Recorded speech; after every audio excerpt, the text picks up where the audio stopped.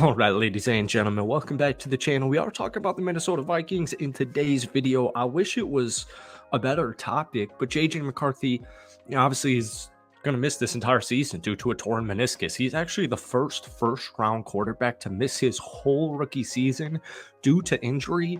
So, preseason knee injury. Literally the first rookie quarterback since the common draft began in 1967 to be selected in the first round and miss the entire rookie season because of an injury. Now, obviously, other first round QBs have sat out their entire rookie seasons, but never because of an injury suffered before the season began. Jordan Love back in 2020, my Green Bay Packers, that's the most recent example. But then, folks, it's not the end of the world. I wouldn't go as far to say as it's a blessing in disguise, but I would say he will be able to sit and learn. And the track record of quarterbacks who have sat their rookie seasons, learned from some of the best, or just learned in general, it is an impressive list. It just sucks because, even in the case of like Anthony Richardson last season, another top 10 draft pick who got injured in his rookie season, he got injured in the 4th week. We've just seen one preseason game of JJ McCarthy. So the clock doesn't necessarily, the clock resets. You're back to square one. But the thing is, Troy Aikman, Aaron Rodgers, Tom Brady, Brett Favre, Steve Young, Kurt Warner, Patrick Mahomes, all of these guys have sat at some point, either their whole rookie season or at parts of their rookie season, and they've all had very successful NFL careers. So, once again, it's not the end of the world. It's extremely unideal, but I am a big Sam Darnold advocate, all right? So welcome back to the channel. Obviously, we're talking about the Minnesota Vikings. We're trying to find some light of the situation.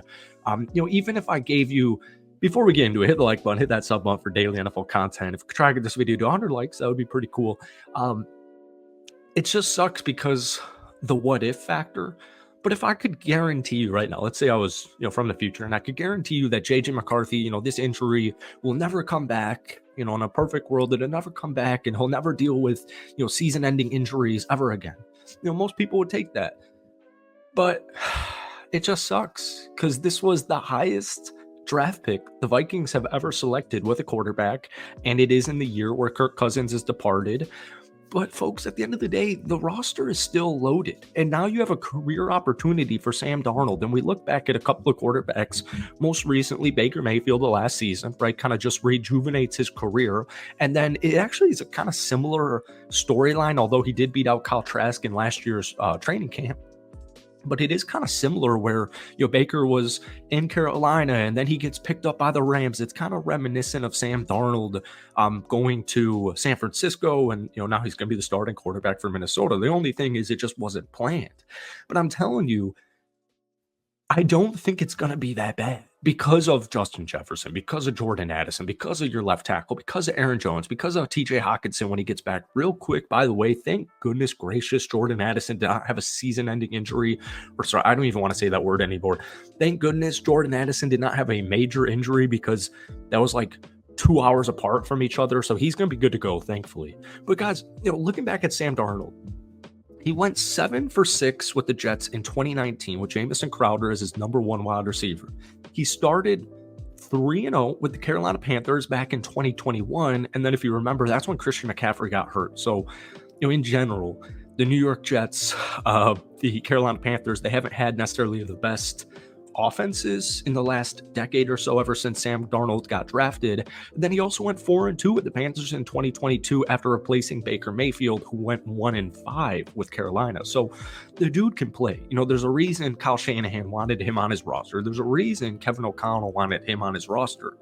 DJ Moore, Robbie Chosen Anderson, they both had 1,000-yard seasons with him.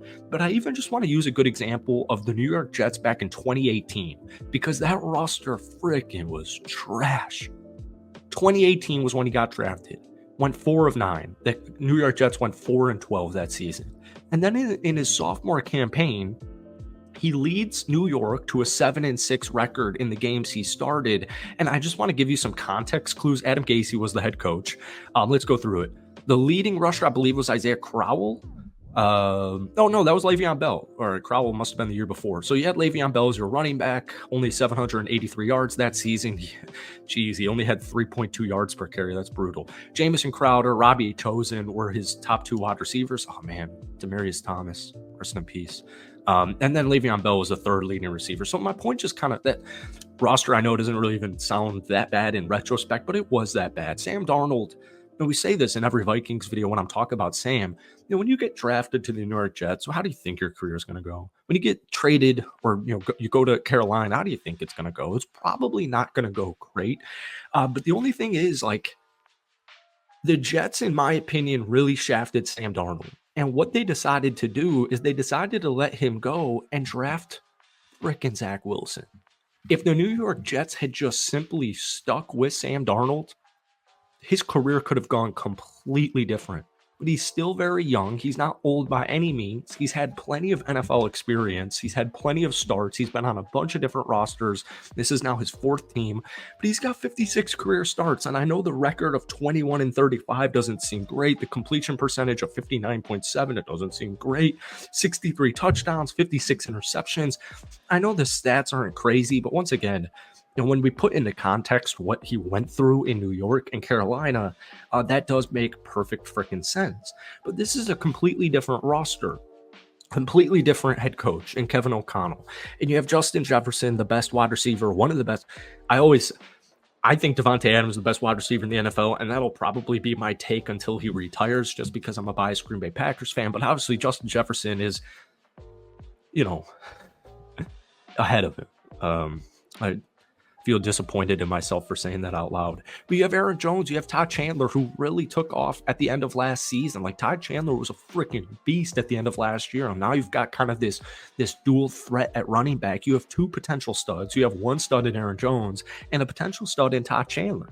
TJ Hawkinson, unfortunately, looks like he's going to miss probably the first month and a half of the season, maybe even 2 months. I think they want to get him back by week 7, but we heard all offseason that TJ Hawkinson's ahead of schedule. That just doesn't really seem like it's actually going to happen. So that does suck. But at the end of the day, Jalen Naylor, a lot of potential there. Tristan Jackson, Trent Sherfield, Brandon Powell. There's a bunch of threats that Sam Darnold can hit.